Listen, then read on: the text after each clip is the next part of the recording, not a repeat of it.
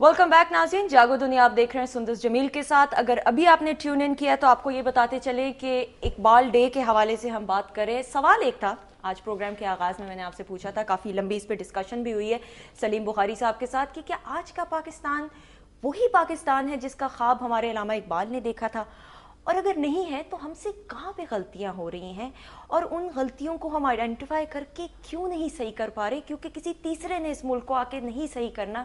जब बात आती है अपने मुल्क की, अपने लोगों की, तो हम कैसे अपने उन 2 करोड़ बहन भाइयों को भूल सकते हैं जो खुले आसमान तले बैठे हुए हैं। हमारे सीनियर एंकर्स फारूक हसन और शाजी अकरम ऑन एंड ऑफ हमें रिपोर्ट्स भी दे रहे हैं गाजी घाट से, लेकिन इस वक्त आई एम वेरी ऑनर्ड, हमारे साथ इस वक्त मौजूद है आई थिंक एक ऐसी शख्सियत जिनकी जितनी भी तारीफ की जाए कम है। फॉर द फर्स्ट टाइम मैंने इंटरव्यूज तो वैसे तो बहुत सारे वीडियो पे किए थे, but in person she has come on the set, और आज के दिन की मुनासबत से मेरे ख्याल में इनसे बेहतरीन गेस्ट कोई भी नहीं हो सकता था। जस्टिस नासरा इकबाल साहिबा हमारे साथ मौजूद हैं। अस्सलाम वालेकुम मैडम। वालेकुम अस्सलाम। Thank you so much. एक तो वैसे she such a lovely personality and looking so fresh. मैं ये कह रही थी कि थोड़ी सी फ्रेशनेस इधर भी दे दें, बट इनका तारुफ में, इनके क्रेडिट में ऑब्वियसली एक और बात भी जाती है कि अल्लामा इकबाल साहब की ये बहू भी हैं, एंड आई थिंक इससे बढ़कर एजाज़ की बात क्या हो सकती है। मैडम हाउ आर यू, क्या हाल है आपके? बस जो कौम का हाल है वही है। मैं तो कहती हूँ ये बहुत खतरनाक सवाल है, पूछने से पहले ज़रा सोच ले। अच्छा मैडम, सवाल वही है कि क्या आज का पाकिस्तान वही पाकिस्तान है कि जिसका ख्वाब अल्लामा इकबाल ने देखा? देखिए, यकीनन उन्होंने एक आज़ाद ममलिकत मुसलमानों के लिए उसका ख्वाब तो देखा था, लेकिन वो ये तवक्को नहीं रखते थे कि उसका ये हाल हम कर देंगे 60 सालों के अंदर अंदर जो हो गया। तो मैं इस हवाले से समझती हूँ कि हालात तो वैसे नहीं है जैसे वो सोचते थे कि होंगे, क्योंकि वो तो बहुत, आपको पता है, एक मायूसी के दौर में उन्होंने अपना फ़िक्र का इजहार भी किया और सोच भी की, जिस वक़्त मुसलमान सारी दुनिया में तनज़्ज़ुल पजीर थे, इसलिए कि हर जगह महकूमी का शिकार थे और खिलाफत की मूवमेंट जो थी वो ख़त्म हो गई थी, और जो लोगों ने यहाँ से हिजरत की अफ़गानिस्तान में, वो वहाँ पे उनका बहुत बुरा हशर हुआ। यहाँ भी महकूमी थी और जगह भी थी, और मायूसी बहुत थी। तो उनकी कोशिश तो ये थी कि मुसलमान कौम को जिगाएं, और वो कहते भी यही थे कि नहीं है ना उम्मीद इकबाल अपनी किश्ते वीरा से, ज़रा नम हो तो ये मट्टी बहुत ज़रखेज़ है साकी। लेकिन बात यह है, उस वक्त तो नमी हमने पा ली, और देखिए उनको एक तो बहुत उनकी खुशकिस्मती थी कि कायदे आज़म जैसा उनको रफ़ीक मिला। तो जिस वक्त कायदे आज़म के साथ उनकी ख़त किताबत हो रही थी और वो उन्हें इस बात पे आमादा कर रहे थे कि आप लंदन से पाकिस्तान आ जाएं, और वो आमादा हो गए, तो वो फरमाते हैं, गए दिन के तन्हा था मैं अंजुमन में, यहाँ अब मेरे राजदां और भी हैं। तो ये राजदां उनके कौन थे? कायदे आज़म। और कायदे आज़म की क़यादत में कौम ने मेहनत की और अल्लाह ताला ने अपनी रहमत की और हमें पाकिस्तान जैसी एक आज़ाद ममलिकत हासिल हुई। लेकिन फिर अल्लामा क्या कहते हैं, ग़ुलामी क्या है, ज़ौक़े हुस्ने ज़ेबाई से महरूमी, जिसे ज़ेबा कहें आज़ाद बंदे है वही ज़ेबा। सॉरी ये ज़रा मुश्किल सा शेर है, लेकिन कहने का मकसद ये है कि आप कोई फ़िक्र जो है ना, वो उसमें जब तक एक सही आपका दुनिया का जो है ज़ाविया वो ना हो, तो फिर आप महकूम ही महकूम है। आपकी सोच गुलामों वाली नहीं होनी चाहिए, आपकी सोच में जिद्दत होनी चाहिए, आपकी सोच में नए काम करने के लिए कोशिश करनी चाहिए। तो इस हवाले से मैं समझती हूँ कि आज का माशरा तो वैसा नहीं है जैसे कि अल्लामा ने सोचा था, बल्कि वो तो हमें कहते थे कि ज़माने के अंदाज बदले गए, नया राग है साज बदले गए। तो अब तो हमें चाहिए कि हम तब्दीली एक मुस्बत लाएं, ये तब्दीली नहीं कि एक बंदरबंद और दौड़ है, हर एक कोशिश कर रहा है कि जी मेरी कोठी ज्यादा अच्छी हो और मेरी गाड़ी ज्यादा बड़ी हो और मेरे खजानों में ज्यादा रकूम हो। ये तो हमारा पाकिस्तान का कभी। अच्छा, आपने तब्दीली की बात की, तब्दीली फिर कौन लाएगा? हुक्मरान तो काम कर रहे हैं आपके सामने, लोग पिस रहे हैं। नौजवान नस्ल की जब हम बात करते हैं तो अल्लामा इकबाल की शायरी में शाहीन कहकर उन्होंने नौजवान नस्ल को मुखातिब किया, तो इसका मतलब है कि फिर बड़ी उम्मीदें थी उनको नौजवान नस्ल। बिल्कुल, बल्कि अल्लामा का तो जितना कलाम है ना वो नौजवानों की तरफ ही मुखातिब है, मुखातिब। और बहुत सारी ऐसी नज़में हैं जिनको वो जावेद को मुखातिब होते हैं, और जब वो जावेद को मुखातिब होते हैं तो वो कहते हैं, खिताब जावेद सुखने बनयाद नौ کہ میں کر رہا ہوں خطاب جاوید سے, میں ساری نئی نسل سے یہ خطاب کر رہا ہوں. تو انہوں نے ایک سمبل بنایا ہوا تھا جاوید کے حوالے سے, کیونکہ وہ ان کے اپنے بیٹے تھے, لیکن وہ صرف ان تک بات نہیں تھی محدود, وہ ساری قوم کو یہ بات کہتے تھے کہ جوانوں کو میری نظر بخش دے, میرا سوز میرا جگر بخش دے. اور اس کے بعد وہ یہ کہتے تھے خرد کو غلامی سے آزاد کر. اب خرد کا لفظ بتا دوں سننے والوں, دیکھنے والوں کو, ناظرین کو, کہ خرد کا مطلب ہے عقل کو. عقل کو غلامی سے آزاد کر, جوانوں کو پیروں کا استاد کر. اور پیر مطلب میرے جیسے لوگ جو بوڑھے ہیں. تو آپ کو اور آج کے نوجوان ناظرین جو دیکھ رہے ہیں یہ پروگرام, ان سے علامہ مخاطب ہوتے تھے اور کہتے تھے کہ یہ بڑوں کے استاد ہوں گے, لیکن ہم ان کو استادی کا موقع تو دیں.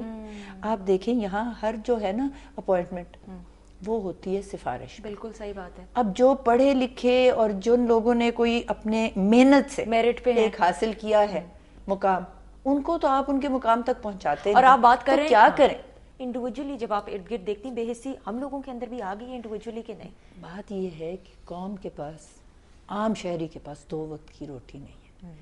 آپ بتائیں کہ جب 2 وقت کی روٹی اپنے پلے نہیں ہے تو قوم کسی کا کیا کر سکتی ہے؟ اکثریت کی تو یہ حالت ہے. اور جو اقلیت ہے وہ تو بس اپنی جیبیں بھرنے میں لگے ہوئے ہیں, ان کو تو یہ احساس ہی نہیں. جیسے ابھی آپ نے یہ سنایا, خدا نے عطا کی ہے سروری کہ جنہیں خبر نہیں ہے کیسری کیا ہے. اب یہ تو حالات ہیں. تو میں تو سوچتی ہوں کہ ہر شخص کو اس وقت اپنے مسائل کو پیچھے چھوڑ کے, جن کے پاس ذرا جو متمول ہیں, انہیں تو چاہیے کہ ان لوگوں کا خیال رکھے. یہ کہتے ہیں ہمیں تو اب بھول گئے ہیں, اخبار میں بھی لکھا ہوا تھا, دیکھیں جولائی کی 28 تاریخ کو یہ آئے سیلاب شروع ہوئے, اور ہمارے یہاں صوبے میں پنجاب میں یہ جا کے تو اگست کے اینڈ میں وہ پانی اوپر سے جو آ رہا تھا وہ سارا اس کا ہوا.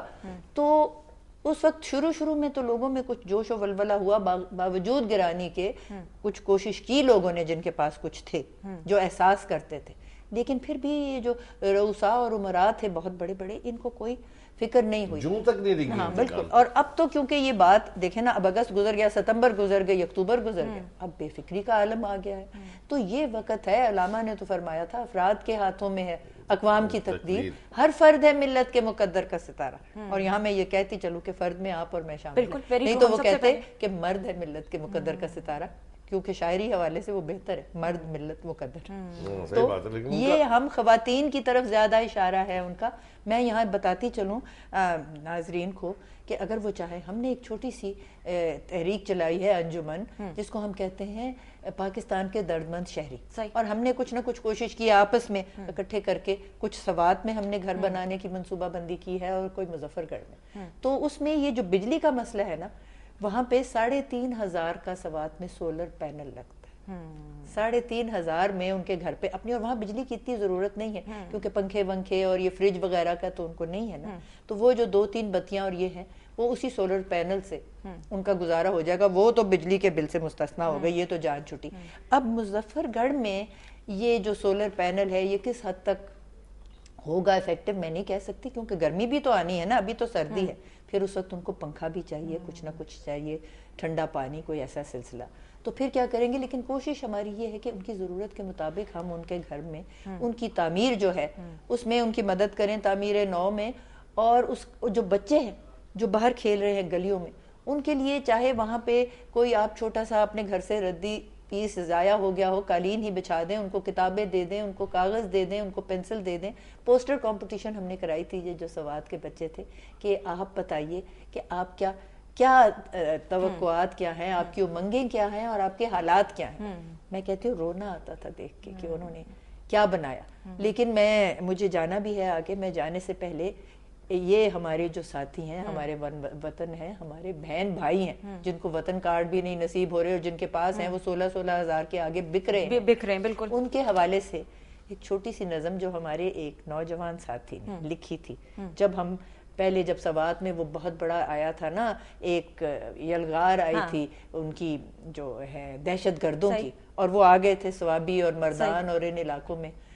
تو اس وقت بھی, لیکن آج بھی وہ جو حالات ہیں ان پہ نظم پوری اترتی ہے. اجازت دیں, یہ اقبال کی نہیں ہے, یہ ایک نوجوان کی ہے. تو اس نے کیا لکھا, وہ جو در بدر خاک بسر ہوئے, وہ جو لٹ گئے بے گھر ہوئے, وہ نہ مانگے تم سے تمہارا گھر، نہ تمہارا سکھ نہ تمہارا در، وہ تو چاہتے ہیں عمر بھر انہی بستیوں میں گزر بسر۔ یہ کڑا وقت، یہ سختیاں، ہے ہمارے رب کا یہ امتحان، چلو قافلوں کو کرو رواں، جو مدد کرے وہ ہاتھ دو، آؤ مل کے ان کا ساتھ دو، کہ یہ اپنی دھرتی کے لوگ ہیں، ان کو زندگی کی سوغات دو، انہیں پھر سکھی حالات دو۔ واہ واہ واہ واہ، میرے خیال سے جس پرکیف انداز سے انہوں نے یہ نظم ہمیں سنائی ہے، کوئی دل ایسا نہیں ہو سکتا جو اس کے اوپر اندر ہی اندر روئے گا نہیں۔ نوجوانوں کی سوچ اگر یہ ہے، وہ اگر اس طرح سے اتنے بھرپور انداز میں اپنے جذبات کا اظہار کر رہے ہیں، تو میرے خیال سے یہ وقت ہے کہ پوری قوم کو، بنحیث القوم بھی، اور ہماری لیڈرشپ کو، بحیثیت لیڈر بھی، اس قوم کے دکھ کو بانٹنا ہے، کیونکہ یہ وقت اگر ضائع ہو گیا بالکل تو پھر اس قوم کا کیا ہوگا، اس ملک کا کیا بنے گا، وہ تو خدا جانتا ہے۔ بالکل۔ لیکن میرے خیال سے جسٹس صاحبہ نے جس طرح سے بتایا کہ کیفیت وہاں کیا تھی، اور لوگوں نے وہ جو ڈرا کیا تھا اس کے اندر کیا میسج دیے تھے، میرے خیال سے یہی وہ چیزیں ہیں جس سے ہم عاری ہو گئے ہیں، بالکل ہمارے وجود اس سے کٹ گئے ہیں، بالکل صحیح۔ اس طرف پلٹنے کی ضرورت ہے۔ اور یہی میرے خیال سے اقبال کے میسج کا کی جسٹ بھی یہی ہے، ان کا جو یونیورسل پیغام ہے وہ بھی یہی ہے، اور ایک دوسرے کا درد محسوس کر لو اور یہی بے اس کو حسی بانٹنے کی کوشش اور کرو۔ اگر یہی بے حسی ہم اپنے اندر سے ختم کر دیں تو یقین جانے ہم پتہ نہیں کہاں سے کہاں جا سکتے ہیں۔ تھوڑا سا سوچنے کی ضرورت ہے، اس کے بعد عمل کرنے کی ضرورت ہے۔ بریک لیتے ہیں، بریک کے بعد یہیں سے کنٹینیو کریں گے۔ Stay tuned. مجھے اجازت ہے بیٹا؟ جاگو